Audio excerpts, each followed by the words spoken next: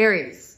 Every long season has an ending that announces itself quietly before it announces itself loudly. And the chapter you have been living inside for far too long is ending exactly like that. In a hush, in a small change of pressure, in the barely perceptible sense that the ground beneath your feet has begun to tilt in your favor. You may not be able to point to the evidence yet. That is normal. The turning of a season always begins underground, in the roots, long before anything green breaks the surface. And what I want to tell you before we go any further is that the turn has already started. You are not waiting for it. You are standing inside its first hour. Let me speak about the season that is closing, and let me speak about it with respect, because it deserves respect, even though it was hard. You have spent a stretch of your life doing the difficult arithmetic of not enough, stretching what little there was, choosing between necessities, feeling the particular sting of watching others spend without thinking while you calculated every choice twice. That season was not a punishment, and it was not proof of any failure in you. It was a chapter, and chapters end. This one is ending now, and you are walking out of it carrying something the comfortable never got to earn. Because that lean stretch, for all its weight, was teaching you a curriculum that most wealthy people never study. You learned the true value of a thing. You learned to make something out of almost nothing, to improvise, to stretch, to build with your bare hands when the tools were missing. You learned what money is actually for, which is a wisdom that people born into ease often go their whole lives without acquiring. The hardship was not wasted. It was tuition. And the education you paid so dearly for is about to become the exact reason your abundance holds instead of slipping through your fingers. It is worth pausing here to say that the way this reading reached you was not random. And a channel like Spiritual Light Tarot has a strange habit of arriving in a person's life at the hinge point rather than in the middle of the chapter. You did not stumble onto these words during an ordinary stretch. You found them at the seam between what was and what is coming. And some part of you knew to go looking. Trust that part of you. It has better instincts than your fear gives it credit for. And it has been steering you toward this threshold for longer than you realize. So let me describe the hinge itself, the actual mechanics of how a life turns from lean to plentiful, because it rarely happens the way people imagine. Most expect the change to arrive as a single dramatic event, a windfall falling from the sky, a lottery of luck. But the real turn is subtler and more reliable than that. It begins as a shift in what you notice. Where you once scanned your world for threats and shortages, you begin almost without effort to notice openings. Opportunities that were always there but invisible to a mind trained on lack suddenly become visible. The world did not change first. Your seeing changed first, and the world followed. Watch, then, for the first sign, because it will be small and it will be easy to dismiss. It might be an unexpected offer, a conversation that goes somewhere surprising, a door that opens a crack where before there was only wall. The temptation will be to distrust it, to assume it is too minor to matter, to let the old habit of expecting little talk you out of walking through. Resist that habit. The first sign is never meant to be the whole harvest. It is meant to be the proof that the ground has thawed. Treat it as the beginning it is and follow it. There is a change coming in the way resources move around you, and it has a distinct character worth naming. For so long, money came to you in a trickle and left in a flood, always slightly less than you needed, always requiring you to chase it. That dynamic is reversing. What I sense is a turning of the current so that more begins to flow toward you than flows away. And, crucially, some of it begins to arrive without the desperate chasing. Not because you are working less, but because the effort you have already invested is finally compounding. You planted in poor seasons. The harvest does not care that the planting was hard. I want you to anticipate a sensation you may not have felt in years, or perhaps ever. And that is the strange lightness of surplus. There will come a point when the money does not all leave the moment it arrives, when something remains after the obligations are met, when for the first time there is a little left over that belongs to no bill and no emergency. That leftover is small at first, almost negligible, but do not underestimate what it does to a person's spirit. It is the first physical proof that the tide has turned, the first margin you have had to breathe inside, and it grows quietly until one day the margin is the point and the scarcity is the memory. And here is a relationship you are about to develop that you have never been able to afford before, the relationship with money that works while you rest. For your whole life, money has been something you trade your hours for, dollar by dollar, effort by effort, and the moment you stopped, the income stopped with you. That is about to change. You are entering a season where you can begin to let money multiply on its own, to put it somewhere it grows without your constant labor, to finally experience the quiet magic of resources that expand while you sleep. This is the threshold between working for money and money working for you, and you are stepping across it. Notice too that the first signs of plenty often arrive not as grand acquisitions, but as small daily mercies. And I do not want you to overlook them while waiting for something bigger. The full tank without the wince. The good coffee bought without a second thought. The small gift for someone you love, given freely because you can. These modest pleasures are not trivial. They are the texture of a life without constant fear, and they will return to you one by one, each a tiny flag planted on newly reclaimed ground. Celebrate them as they come. They are the leading edge of the abundance, and honoring the small arrivals teaches your spirit how to receive the large ones. I want to name a specific inheritance you are carrying. And I do not mean money, I mean a story. There is a narrative about scarcity that runs in your family, or in your upbringing, or in the water you grew up drinking. An unspoken agreement that people like you do not get to have much. Maybe you watched a parent struggle. Maybe you absorbed the belief that reaching too high invites punishment. That story has been living in you like an old tenant who never paid rent, and I sense you are about to evict it. You may well be the one who breaks the pattern, the first in a long line to step out of the inherited smallness and into a largeness no one before you was permitted. Consider what it means to be the one who breaks the chain, because it is a sacred and lonely and magnificent role.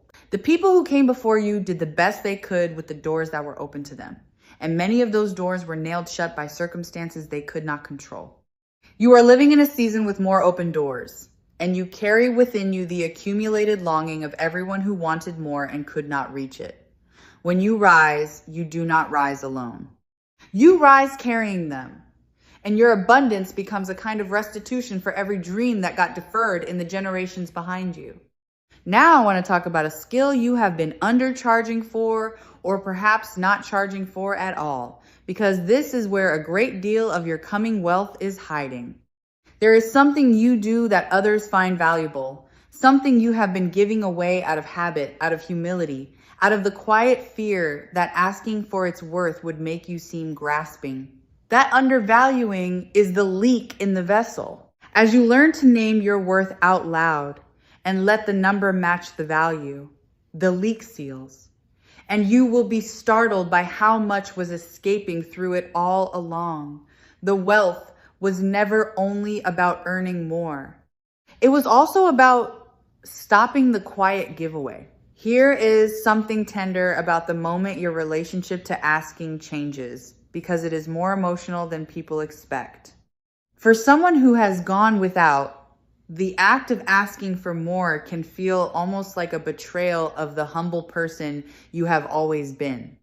There may be grief in it, a strange mourning for the identity of the one who never needed much, the one who made do, the one who was easy to have around because they never demanded. I want you to know that becoming a person who asks for their worth does not make you less good, it makes you honest. The world does not need your smallness. It needs your fullness, priced fairly. The channel Spiritual Light Tarot was built on the belief that the people who have gone without the longest are often the ones most ready to receive with grace, and I feel that readiness in you now, ripe and waiting. You are not going to be spoiled by abundance. You are not going to lose your soul in it. You have carried scarcity with such dignity that you will carry plenty with even more.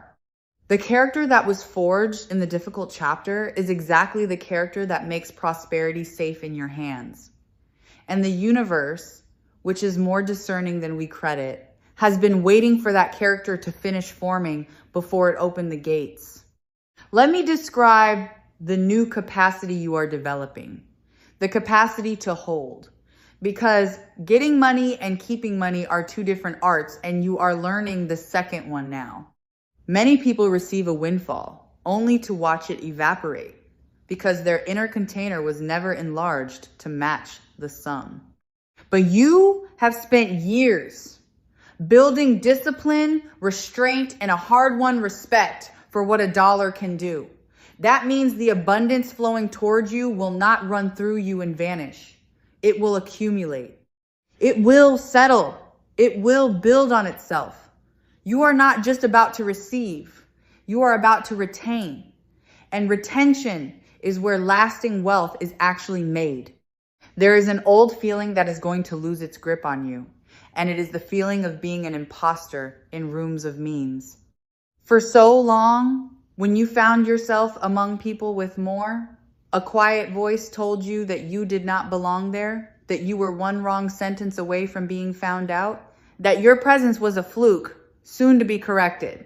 That voice is going quiet.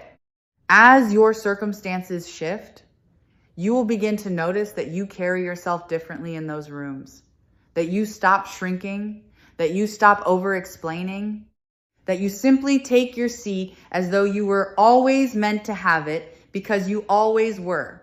The belonging was never something you lacked. It was something you had not yet claimed.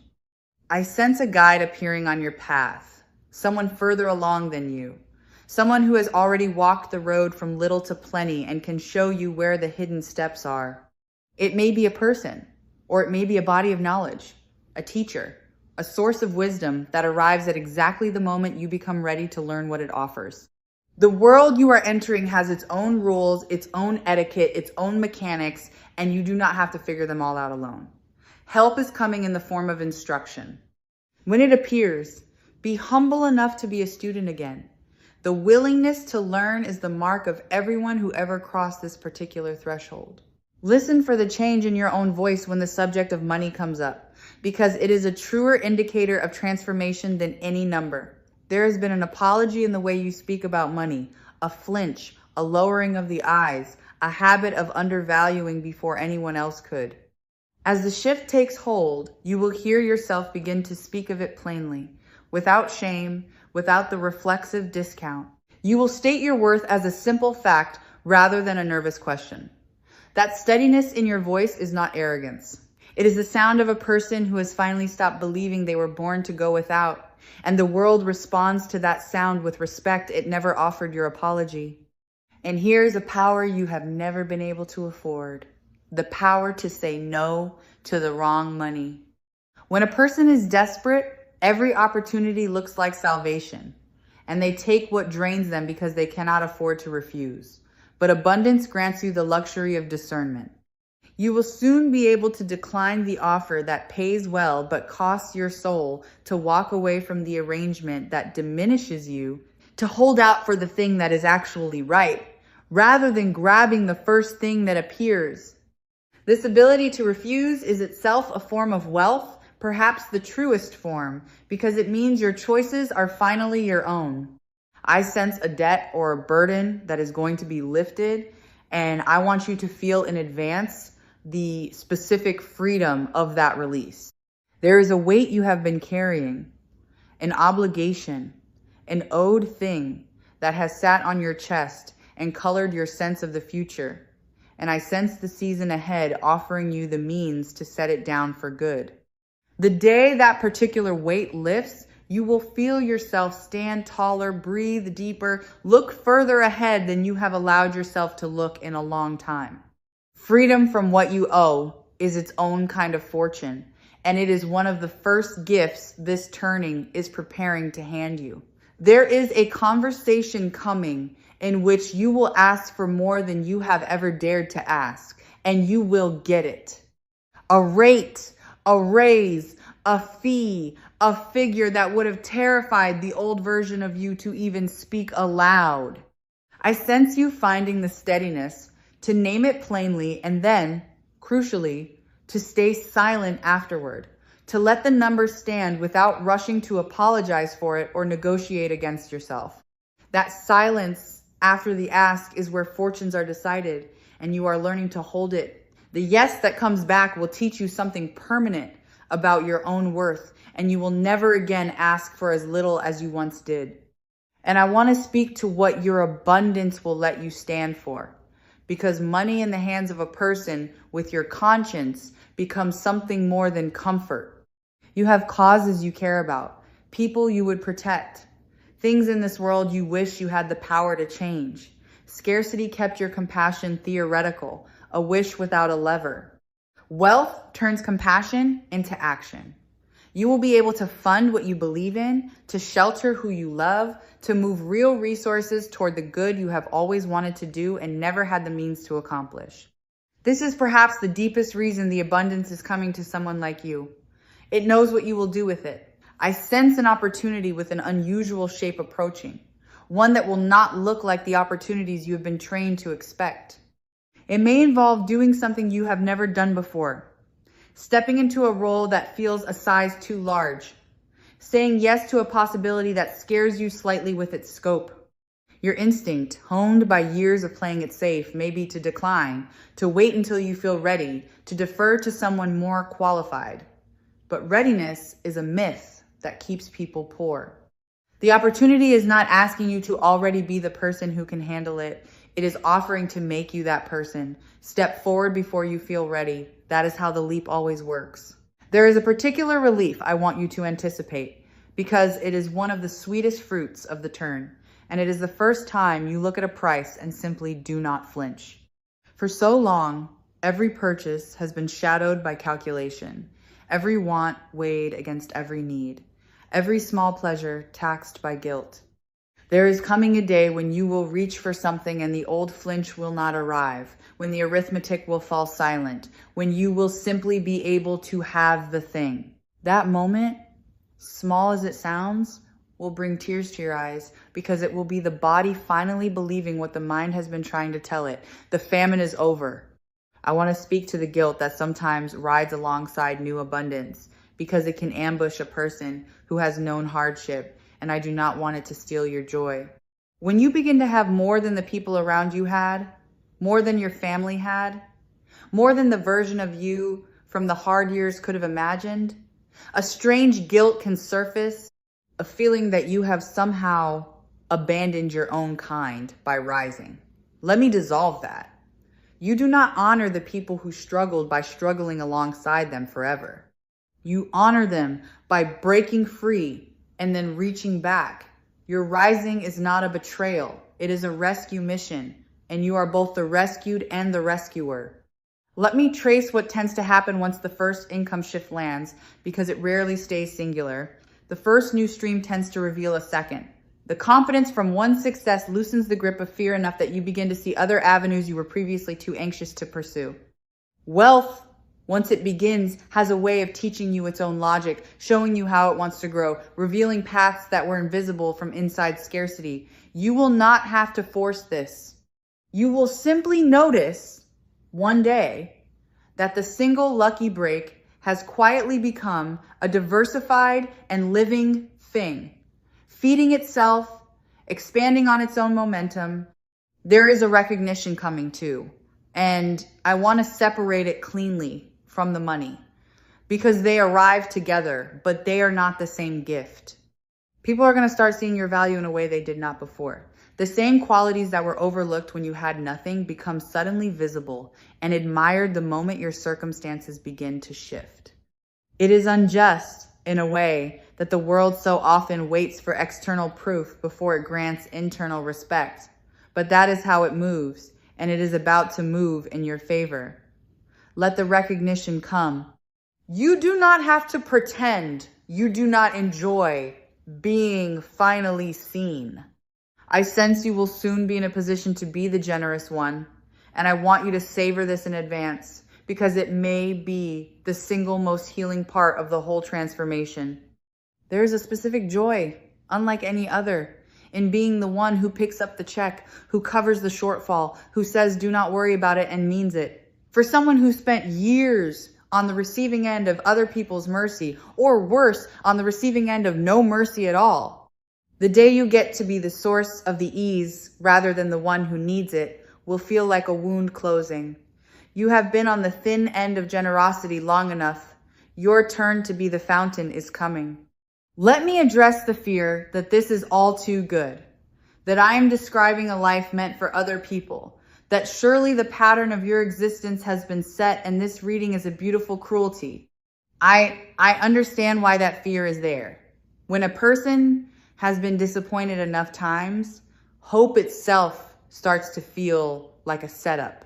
But patterns are not destinies. A pattern is simply what has happened until now, and until now is not forever.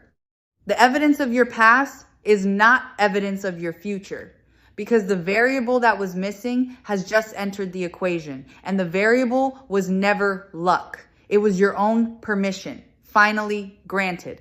Think about how much of your struggle was never about capability, because you were always capable. And it was never about worthiness, because you were always worthy. So much of it came down to a single locked door in your own mind, a belief that the good life belonged to a different category of person.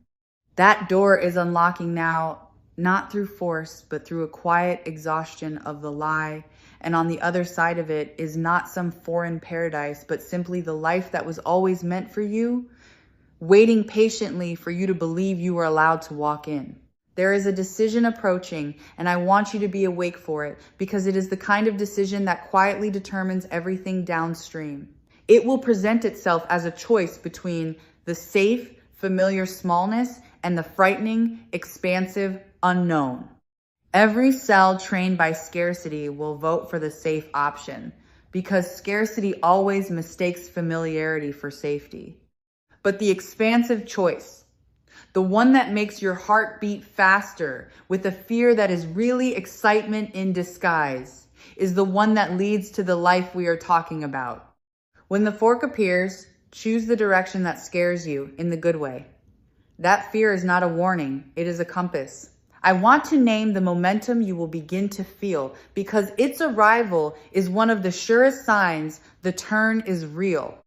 There is a phase in every transformation when things stop requiring so much effort, when the pushing gives way to a kind of pull, when the same work that used to yield nothing suddenly yields fruit. It can be disorienting, this ease, after so long spent straining. You may even distrust it, waiting for the difficulty to return. But the ease is not a trick. It is what the far side of the threshold feels like, and you are crossing into it. Let yourself trust the pull. You have earned the right to stop straining. Let me speak to the way your environment will begin to reflect the change, because the outer world keeps an honest record of the inner one. The people you spend time with, the conversations you find yourself in, the standards you begin to hold, the things you will no longer tolerate, all of these will start to rise. You will find yourself outgrowing situations that once seemed permanent, releasing relationships that were built on your smallness, gravitating toward people who see the version of you that is emerging rather than the version you are leaving behind. This is not disloyalty. It is growth. And growth always requires leaving some things gently on the shore. There is a specific dream you have been quietly nursing. Something you want so badly that you barely let yourself want it, because wanting it and not getting it would hurt too much.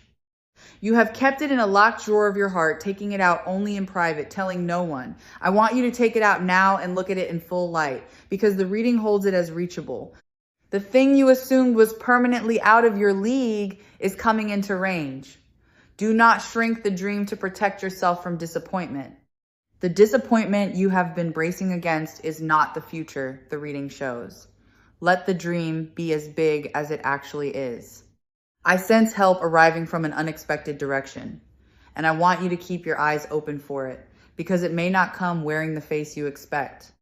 Sometimes the person who changes your fortune is not the one you have been courting, but a stranger, an outsider, someone who appears at the edge of your life and turns out to hold a key. Sometimes the break comes through a channel you had written off, a connection you undervalued, a door you assumed led nowhere. Stay open. The transformation you are entering is not going to unfold according to your plan. And that is a mercy, because your plan was built from the imagination of scarcity, and what is coming is larger than that imagination could design. Let me offer you a truth about how identity and money are entangled, because this is the deepest mechanism of the whole shift. You do not attract what you want. You attract what you believe you are. For years, some buried part of you believed you were a person who goes without, and so faithfully, life kept confirming that belief. What is changing now is not primarily your circumstances, but your sense of who you are. And as that self-image rises from lack to plenty, your circumstances have no choice but to follow, because the outer life is always, eventually, a mirror of the inner verdict. You are revising the verdict. The reflection cannot stay the same. Consider how differently you will move through the world once the constant background fear of money goes quiet. That fear has been costing you more than you know, occupying a portion of your mind at every moment, coloring every decision, tightening every interaction. When it lifts, you will discover reserves of creativity and warmth and courage that were there all along but buried under the noise of worry.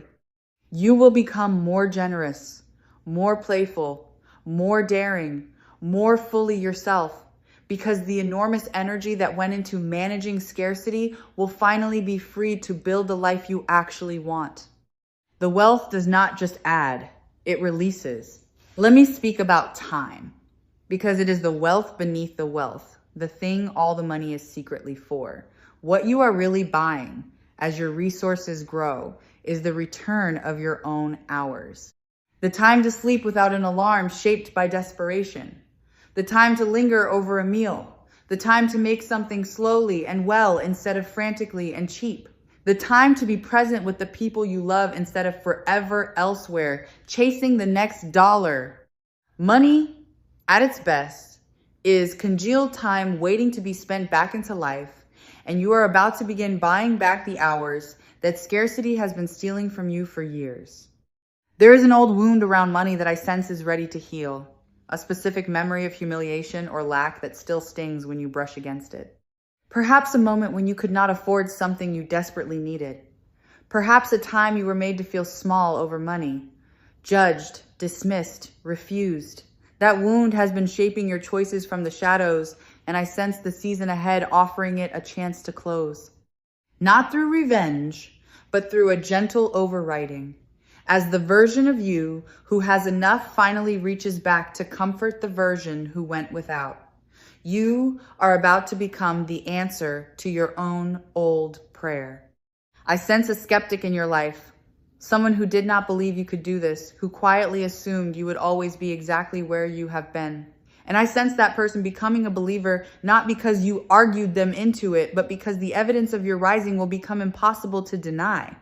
There is a particular grace available to you here.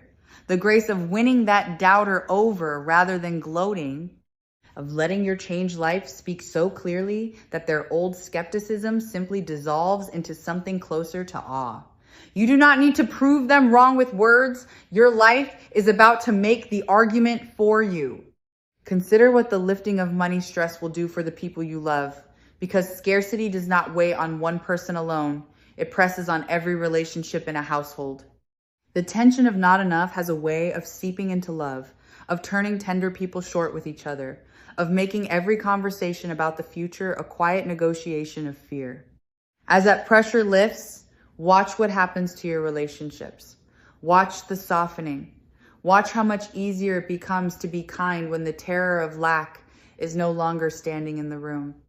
Your abundance is not only going to change your bank account, it is going to change the emotional weather of your closest bonds.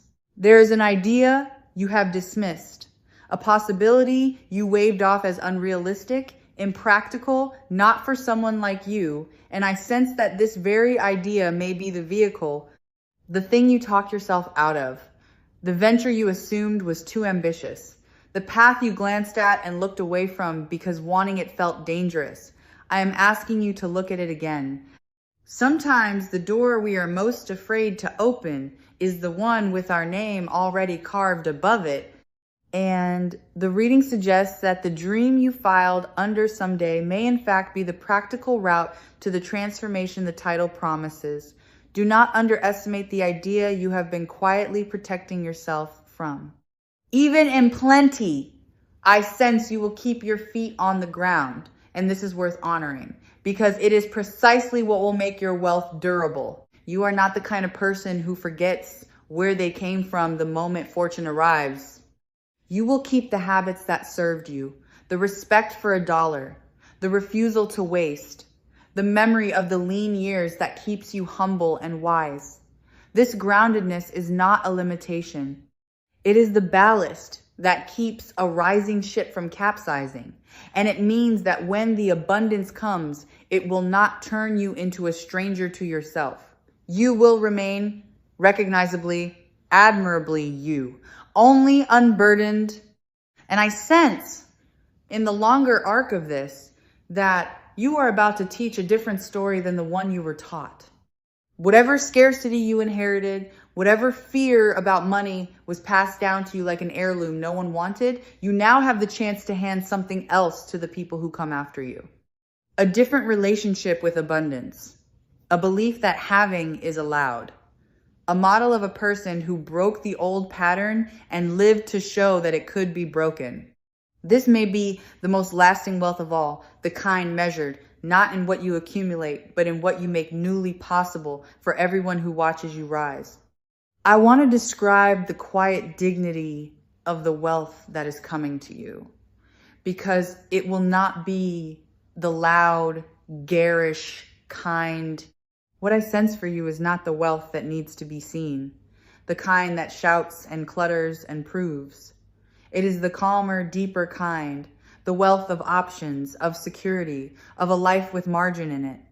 The freedom to breathe, the ability to weather the unexpected without terror, the peace of knowing there is enough. This is the richness that actually changes a person's days, and it is quieter and better than the fantasy version, and it is precisely the version arriving at your door. Everything Spiritual Light Tarot hopes to leave a person with comes down to a single conviction, and I want to place it in your hands as we near the end.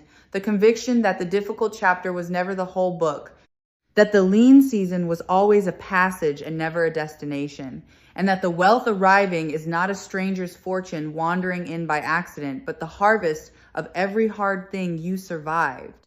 You are not going from broke to rich by luck. You are going from broke to rich by the slow, faithful ripening of a life that was always heading here, even in the years it did not look like it. So let me leave you standing at the threshold with clear eyes. Behind you is the chapter of stretching and counting and making do, and it is closing, and you may say goodbye to it with gratitude rather than bitterness, because it made you into someone who can hold what is coming. Ahead of you is a season of arrival, of receiving, of finally having the margin to breathe, and the means to be generous, and the freedom to reach for the dream you kept locked away.